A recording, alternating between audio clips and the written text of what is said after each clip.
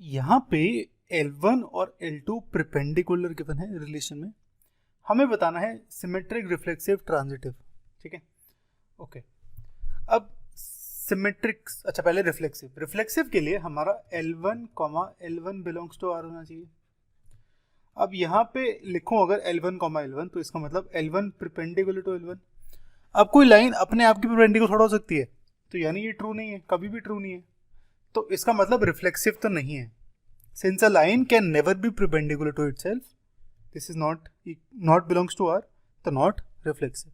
ठीक है, सिमेट्रिक के लिए अगर L1, L2 belongs to R है, बिलोंग्स टू R, तो L2, L1 भी बिलोंग्स टू R होगा। ठीक है, ये कहना चाहता है। अब L1, L2 belongs to R का मतलब कि L1 परपेंडिकुलर है L2 के, और L2, L1 belongs to R का मतलब L2 परपेंडिकुलर है L1 के। ये तो सेम ही चीज हुई ना। तो इसका मतलब अगर L1, L2 belongs to R है तो L2, L1 belongs to R भी होगा, तो मेरा यहाँ पे रिलेशन सिमेट्रिक तो आ गया। ठीक है, अब ट्रांजिटिव की बात करते हैं।